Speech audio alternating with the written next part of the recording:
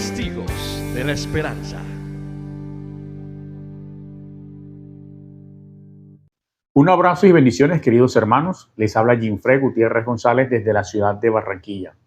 Bienvenidos a mi canal, Testigos de la Esperanza. Quiero que te quedes hasta el final de este video para que compartamos aquí en Testigos de la Esperanza un personaje bíblico. Mientras eso sucede, quiero invitarte a que te tomes un café y vamos disfrutando de esta conversación espiritual. Vamos a ubicarnos en Hebreos capítulo 11, versículo 7. Vamos a hablar de Abraham. Pero antes de hablar de Abraham, vamos a pensar en el contexto en el que aparece este hombre fiel y santo. En el primer video que hablamos de Testigos de la Esperanza, hablamos de Abel, seguidamente de Enos. Pero entre Enos y Noé hay un periodo de tiempo donde la humanidad sufre una desfiguración de su esencia. El hombre llega a convertirse en una persona que ofende con toda su fuerza a Dios, al punto de que Dios se siente herido y desea y se arrepiente de haber creado al hombre. Dice textualmente el texto que Dios se lamentó de haber creado al hombre, porque era de manera desenfrenada un hombre que atentaba contra sí mismo y procuraba ofender a Dios. Entonces, en este contexto aparece Noé, que tiene 3 hijos, Sem, Cam y Jafet, y tiene una familia. Cada uno de ellos está casado, tiene su familia, y aparece Noé. Y Noé escucha la voz de Dios porque Noé tenía una buena intimidad con Dios, y Dios le hace saber que está ofendido, que va a hacer algo para quitar al hombre de la tierra. En ese contexto, entonces, el apóstol San Pablo va a escribir en capítulo 11 de Hebreos, versículo 7, algo sobre Noé que sintetiza toda la vida de Noé. Te invito a que busques tu Biblia en Hebreos capítulo 11, versículo 7. Dice: por fe Noé advirtió de cosas que aún no veía. Construyó obedientemente un arca para salvar a su familia. Por la fe condenó al mundo y llegó a ser heredero de la salvación que solo por ella se consigue. Esto lo resume el apóstol San Pablo. Vamos a desmenuzarlo. Dice: por fe Noé advirtió de cosas que aún no veía. Entonces nos devolvemos al Génesis. ¿Qué quiere decir esta primera frase? Que él alcanzó a olfatear que la humanidad estaba mal, pero también pudo olfatear qué acción divina tomaría Dios. Él percibió que Dios iba a tomar una acción para arrancar al hombre de la tierra y repoblar la tierra nuevamente del bien que él siempre ha querido. Él lo olfateó. Hasta ahí Dios no le había revelado ningún diluvio ni nada, pero él percibía que Dios iba a intervenir con una acción divina que transformaría todo. Dios no va a permitir que el mal reine y acabe con su ser que tanto ama, como es el ser humano. Entonces, ¿qué lo llevó a esto? La fe. La fe le llevó a percibir que vendría un cambio. La fe tiene ese sentido. Nos ayuda a olfatear qué puede venir, qué se perciben, qué viene en el camino, qué pudiera ser Dios, cuándo puede actuar Dios. Y eso fue lo que hizo Noé. Percibió que vendría un tiempo corto donde Dios tomaría y haría una acción. Entonces, la fe nos ilumina para eso. Pero seguidamente viene la segunda frase. Construyó obedientemente un arca para salvar a su familia. ¿Qué significa eso?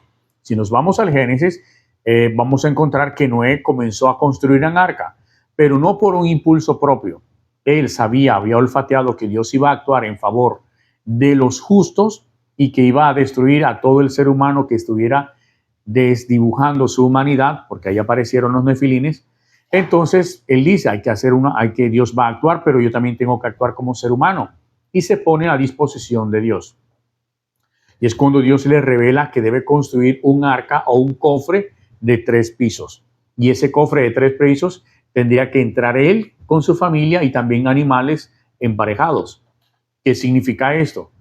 Que él tenía que entrar en medio de una sociedad a construir algo que iba a ser objeto de burla. Es lo que pasa en la actualidad. Cuando Dios va revelando al hombre que olfatea con la fe las cosas de Dios, las acciones de Dios, automáticamente la esperanza se activa y uno busca cambiar o solucionar la realidad en la que vive. Esto provoca un rechazo en medio de familiares, porque uno va a actuar en contra de lo común que está haciendo la gente. Entonces, ¿qué hace Noé? Comienza a construir el cofre de 3 pisos o el arca.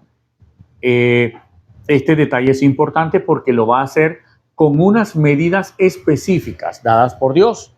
Y dice el texto en Génesis que iba haciendo tal cual como Dios mandaba. Iba haciendo tal cual como Dios mandaba. Y él lo hacía en 3 dimensiones. En anchura, en el tamaño, altura y profundidad. Todas las medidas y todo lo que hizo, lo hizo en las medidas que Dios le fue dando, a lo largo, a lo alto y a lo ancho y al fondo. Esto debe iluminarnos a nosotros. Nosotros que somos personas de fe y vemos que el mundo está entrando en una decadencia, que vienen tantas ideologías, uno se asusta por la familia, porque qué va a pasar, es verdad. Pero olfatear esto nos debe llevar a que Dios no está con los brazos cruzados, sino que va a actuar en defensa de la iglesia y de la familia.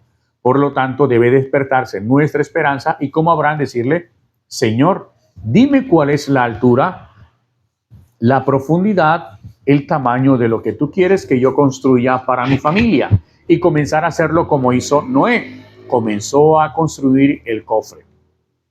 Es hora de que nosotros como cristianos de esperanza, como hombres y mujeres de esperanza, le pidamos a Dios que nos revele la altura, profundidad y anchura de nuestra salvación, de nuestro cofre, de nuestro lugar donde debemos refugiarnos en la fe. Algo importante es que esta arca tiene 3 divisiones o 3 pisos. Esto, el número 3 en la Biblia tiene mucha importancia. 3 días de resurrección, y tanto el número 3 se menciona muchas veces. Esto quiere decir que esa arca tenía un sentido sobrenatural, de resurrección. Es bien cierto que el mundo iba a desaparecer, pero también iba a haber una resurrección, tanto en el mundo como en la humanidad, en la naturaleza como en lo material. Entonces, nosotros tenemos que aspirar eso en un mundo como el que estamos viviendo. Hombres de fe que olfatean en la acción de Dios que se aproxima, pero también salir a construir un arca con la medida, altura, anchura y profundidad de lo que Dios quiere para mí como familia, con mis familiares. Y si bien es cierto que van a aparecer personas burlándose por nuestras medidas, por nuestros sueños y aspiraciones, por lo que estamos construyendo, que no es común, no es normal, no es común en el mundo y no es normal para las personas que están mirando desenfrenadamente la vida, las pasiones, para nosotros es distinto. Para nosotros es un cofre de salvación de nuestra familia. Y que tiene que tener esas 3 medidas, esas 3 divisiones, es decir, ser trinitaria. Nuestra familia tiene que meterse a habitar en un arca trinitaria y refugiarnos en lo que es la Trinidad y a esperar que, aunque todo vaya a desaparecer, nuestra familia trascienda de la muerte a la resurrección. Entonces, hasta ahí vamos bien.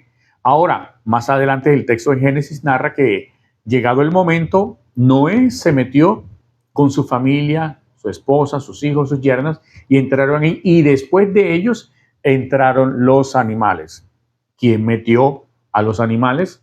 Primeramente, uno cuando lee el texto, la lógica humana es que no, Noé y la familia comenzaron a meter los animales uno por uno. No, los primeros que entran es Noé y su familia. Seguidamente entraron los animales. ¿Qué quiere decir eso? Que a veces uno se pone a pensar en el orden de cómo funciona la lógica divina.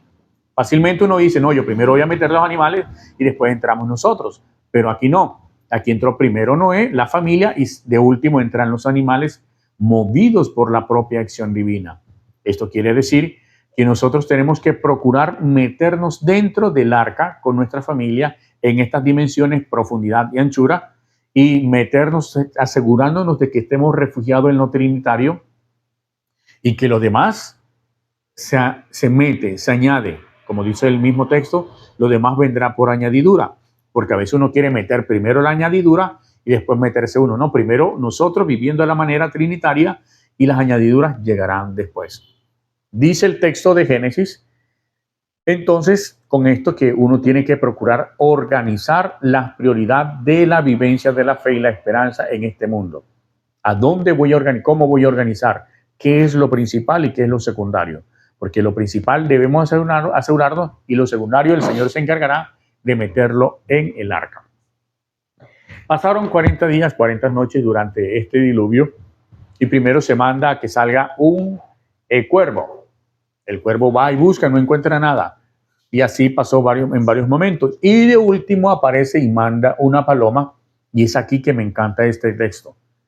Que cuando la paloma sale y regresa con una rama de olivo, Noé la asegura y no la suelta.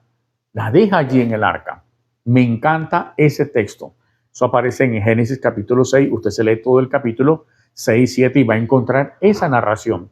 De toda esta narración, me encanta ese texto bíblico, porque dice que Noé tomó la paloma y la aseguró y no la dejó salir del arca.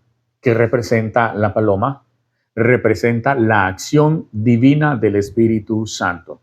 Es decir, el cuervo salió y vio lo humano, no hay nada, no hay solución, todo está tapado, pero cuando salió la paloma dio una mirada distinta. A veces uno quiere tener a su lado o cerca a uno personas que tienen ese espíritu de golero, de cuervo, que van y todo lo que olfatean, lo que miran, es puro negativismo, pura sepultura. Mientras que después manda la paloma y regresa con una rama de olivo y la asegura. No quiere que se vaya del arca de Noé. Esto quiere decir que uno tiene que procurar meter el Espíritu Santo dentro de la paloma, dentro del arca y asegurarse de tenerle. Tenemos que procurar en estos tiempos asegurarnos tener al Espíritu Santo dentro de nuestra arca, con nuestra familia, que nos guíe y nos indique los caminos. Ya lee aquí la paloma, es decir, el Espíritu Santo le dijo, ya ha habido una transformación, ya pueden salir, y ese fue su mensajero, su abogado, el que le iba direccionando. El Espíritu Santo para nosotros es aquel que nos direcciona y nos va llevando por la verdad, por el camino real en el tiempo real. Entonces, esto es muy importante. Asegurarse dentro del cofre, el arca, que sea las medidas exactas de lo que Dios quiere para mí y mi familia, que tenga esas 3 divisiones trinitarias y que nos aseguremos de que aunque hay un golero, asegurarnos más de la información que trae el Espíritu Santo en forma de paloma con una rama de olivo que implica la esperanza de un mundo nuevo que nos debe llevar a respirar con tranquilidad que Dios ha obrado y va a obrar siempre en favor de su pueblo. Ya al final dice, por fe condenó al mundo y llegó a ser heredero de la salvación que solo se alcanza por la fe.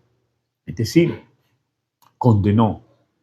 Hay algo, a veces uno se siente atropellado por personas, por comentarios, y uno sabe que es injusto, pero ¿cómo, por decirlo de alguna forma, salirme con las mías? ¿Cómo defenderme? Sencillamente, mi fe va a condenar, la fe que vive y profesa mi familia va a condenar a aquellos que se han burlado de mi arca, de las medidas de mi arca, de la profundidad y grandeza de mi arca. De eso se encargarán las lluvias torrenciales, de hacer o destruir o acabar, aniquilar, sepultar todas aquellas burlas. Del Señor nadie se mofa, del Señor nadie se burla. Una cosa ya para finalizar es lo siguiente. Cuando llegó el diluvio, el aguacero, el arca nunca quedó sepultada, sino que sobresalió. Esto quiere decir que cuando uno comienza a vivir de manera evangélica, que todo el mundo se burla de la altura, profundidad y tamaño de nuestra fe, de lo que estamos haciendo con nuestra familia, se van a burlar. Pero nosotros tenemos que procurar estar allí, asegurar tener nuestra paloma, el Espíritu Santo, y estar allí. Porque cuando venga lo que tiene que venir, lo que va a venir, nosotros somos los que saldremos a flote.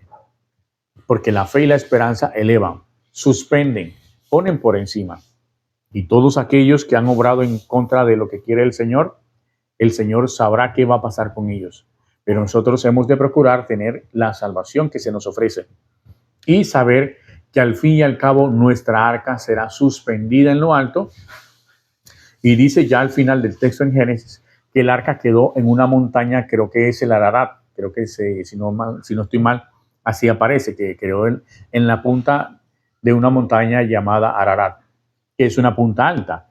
Dios siempre va a querer ponernos en la montaña alta, en lo alto, donde nos quiere divinizar, donde quiere que el hombre llegue a su máxima expresión de felicidad y plenitud que es en él. Así que te invito a que reflexiones sobre esta charla espiritual que hemos tenido y que le des vuelta, la analices y la lleves a la oración. Te invito a que la compartas con una persona que también se pueda nutrir con esta meditación. Te invito a que te tomes otro café, que analices y que estés pendiente al próximo video de Testigos de la Esperanza. Un abrazo y bendiciones.